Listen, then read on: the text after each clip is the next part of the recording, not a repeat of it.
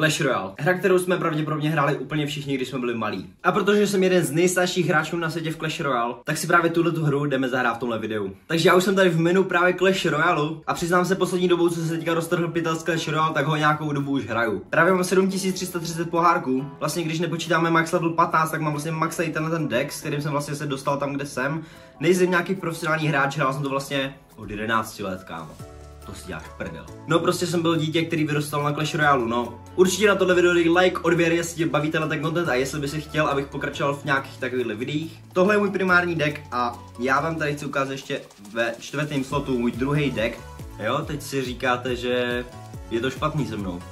A ono asi fakt je. Tenhle ten deck ale absolutně nemám max lay, protože tady mám elektrospiritku na 12, takže je to ještě takové slabé, ale když se podíváte na ten deck, tak je to opravdu nechutná záležitost. My si každopádně v tomto videu dáme jeden battle s tímhletím deckem a jeden battle s tímhletím deckem a uvidíme, jak nám to půjde. V plánech mám, že bych natočil sérii, jak hraju Clash Royale úplně s novým účtem. Myslím si, že by to byl dobrý koncept, že bych vás do toho mohl i zapojovat, takže mi určitě teď hned dej vědět do komentářů, jestli bys o to měl zájem. A jestli na tomhle videu bude 20 lajků, tak se tohleto určitě uskuteční. My bereme tenhle ten deck a jdeme do prvního battlu. Položil Maxleyho Grindera, což se mi vůbec nelíbí, my tady hodíme na Máme z toho docela dobrý counter push, ale bohužel tahle ta věc absolutně nevím, co dělá, protože tam třeba 3 dny a já jsem absolutně mimo, já jsem hodně OG hráč, takže ty nové karty absolutně neznám. Budeme to bránit každopádně Wizardem, protože Ice Golem je ta nejsilnější karta na světě. Banditu dáme na střed.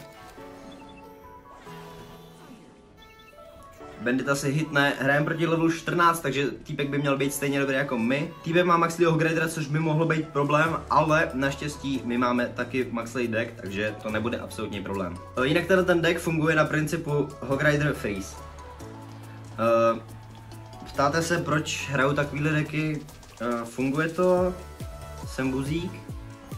Asi jo. Hold prostě tohleto je tahle cesta a Hogrider Freeze prostě funguje a já to prostě hraju, takže dělám na nás tady takový venčí push, ale my si myslím, že to zvládneme bez problému, akorát Hogrider nám tam dělá docela takzvaně nepříjemně, ale Banditu jsem blejsnul špatně, ale nevadí, podle mě by mohla nahitovat ještě druhou taverku, což nenahitovala. Mega Knight nám asi v pohodě udefendí, nakonec si skočil, ubral tam 500 damage, takže si myslím, že tohle bylo docela úspěšný. Vedeme o hodně pohárku, takže to je v pohodě, jsem tady Wizarda a hodíme před to Hogridera. Připravíme si rovnou Freeze, ale používat ho, jo, budeme. Kanon položil velmi špatně, udělal to hodně zle, takže my s toho budeme profitovat. Procyklíme se tady k Hogriderovi, a nebo už můžeme začít bránit, což je asi ta lepší varianta, protože zbývá 40 sekund do konce, je double elixir, takže týpek bude mít teďka prostor k pušování, ale my ho určitě nepustíme. A vypadá, že na to docela kašle, jako. No, vypadá, že týpek začne pušem odzadu, což mu moc nevydrželo. Protože ten týpek, nevím jak se absolutně jmenuje, nevím absolutně jak se jmenuje ten týpek, napište mi do komentářů, jak se jmenuje ten ohnivý týpek. A absolutně mu nevydržel s taverkou, placel tam druhýho, my jdeme Hogrider Freeze na druhou stranu. Což nám nemusíme freezovat, freezem tady ten jeho push, který mu tím absolutně zastavíme a máme tady první win. Pošleme mu nějaký extrémně annoying emote, což bude třeba tenhle. Tohle hru jsme úspěšně zvládli, otevřeme se tady ten box, absolutně nevím jak se to jmenuje, napište mi to do komentářů, vůbec nevím jak se tomu říká, v Brawl Stars se mu říká nějaký Star Drop, tady je to nějaká Star Bedna, netuším. Ale mám 10 000 coinů, kdo si pamatuje, jak je OG hráč, tak věděl, že 10 000 coinů je extrémně vzácná věc a v této době v Clash Royale je to absolutně, že to tady najdeš vole pod kobercem, víš co prostě. Mám tady 83 000 coinů, to jsem našel třeba za 15 minut, víš co prostě. Teď ty coiny mají úplně jinou hodnotu, než měli předtím. Ale my si tady bereme tenhle deck na čtvrtém slotu decku a jdeme si s ním zahrát jednu hru a ukážu vám tak, jak funguje. Takže my jsme právě v battlu, máme tady archerky a ukážu vám to, jo. Takže tento deck se hraje tak, že se to prostě cyclí a hraje se X-bow s Teslou, což je hnusná varianta. Ale funguje to jako Hog Freeze, takže proč by to kurňa někdo nehrál. Dáme teďka obranu X-bow, protože tenhle ten jak se to jmenuje. Nemám tušení, nevadí. Skeleton. Něco. Nevím, netuším. tímhletím se absolutně popasujeme, logili jsme mu všechno, takže věčka pojede dolů, nedá se tady ani hit. Akorát musíme procyclit další X-bow, protože další X-bow nemáme, takže procyklíme tímhletím způsobem, máme možnost polisit další X-bow. Týpek vypadá, že taky něco cyklí, ale nemáme přísnej lock, tak to fireballnem. A tím jsme vypotřebovali elixíry a úplně jsem to dosral. Týpek vypadá, že bude hodně otravný, protože má tu věčku s tím skeleton něco. Tím championem, takže to bude hodně otravný, tady to bude hodně otravný, ale necháme si ho hitnout Dark Goblina, připravíme si tady push s Teslou. Teslu placeneme právě teď a uvidíme, co to bude za push. Vypadá to zatím dobře, Tesla se netargetla, to je velká škoda. Zepnem tady, to jsem dal moc brzo ten zep, takže to bylo velmi zlý. A teď to budeme bránit asi Knightem, to tak vidím. To by velmi bolelo, kdybychom nechali Inferno Draka na taverce. Zatím nám ta hra absolutně nevychází, týpek hodil barrel dozadu, takže to lognem takhle. Mohlo by to zabít i toho Dark Goblina, což se nestane, ten Dark Goblin nám tam bude dělat bordel. A teď vám ukážu kouzlo tohohle deku. X-bow, Tesla, skeletoni. K našemu štěstí nebo neštěstí se lokla X-bow na špatný cíl, ale vypadá to docela pozitivně. Teď tady hodil takovýhle fakeový graveyard, ale X-bow se targetla na taverku a dala tam těžký damage. Ubrali jsme vlastně půlku taverky a rovnou to proseklíme znova, takže je to velmi nepříjemný deck, rozhodně nedoporučuji hrát, aby si z vás kamarádi nedělali prdel, že jste prostě buzerant, což asi budou, jestli to budete zkoušet.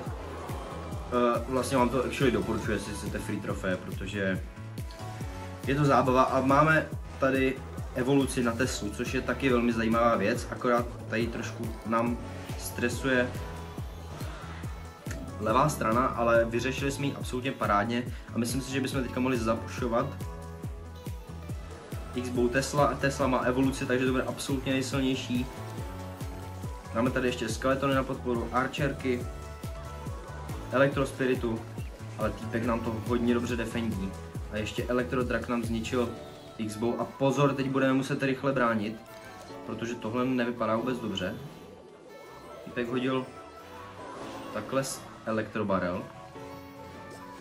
Nevím, jak se to jmenuje, zapomněl jsem. Goblin barrel se to jmenuje, OK. A vypadá to, že můžeme se vrhnout do dalšího puše. Hodíme tady ještě elektrospiritku rychle. A bohužel týpek nám to dobře kantruje. Musíme počkat na jeho chybu, která by mohla někdy přijít v budoucnu. On má evoluci na Inferno Draka, vůbec nevím, co to dělá, vůbec nevím, jako k čemu to je, ale zatím vypadá, že to je docela govno. No, vlastně nám to ubránilo, takže asi to není govno, no. Teďka pošlu Skeleton Barrel, myslel jsem Goblin Barrel, no. Teď tady Dark Goblina, log jsem docela posral, ale můžeme zase pushovat. Zkusíme to rychle zase proseklit. X-bow se doufejme lokne na taverku, což se zase nestalo. Teď rychle Inferno Draka nestíháme zabavit takzvaně. Tady to musíme dát sem.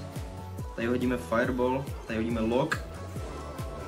Tohle to stíháme absolutně parádně a měli bychom začít rovnou pushovat zase znova, úplně stejně.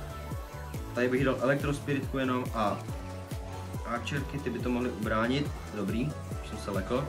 Tady pošlem Lock. Druhou X-bow rovnou hodíme. Elektrospiritku, která zabije skeletony, kterou jsem hodil absolutně nejhůř. Ale myslím si, že ten battle vyhrajeme na damage, takže si myslím, že by se to mohlo povést. Ale musíme rychle na damage. A jo, vyhrajeme to, máme hodně malých sraček, který to úplně ubránili, týpek už má nervy. Já mu pošlu nějaký vymazlený emote, pích mu pošlu takzvaně. A tohle to jsme nádherně vyhráli. Takhle nějak se hraje tenhle deck, je to hodně otravný. Týpek na to měl docela counter, ale nedokázal nás přehrát, což je ta pozitivní věc. Ale většinou lidi, kteří hrajou takový ty basic decky, nebo takový ty třeba hog cycly, tak absolutně s tím nemají jakože co dělat. Prostě je to absolutně nechutná kombinace, ta Tesla s X-bowem.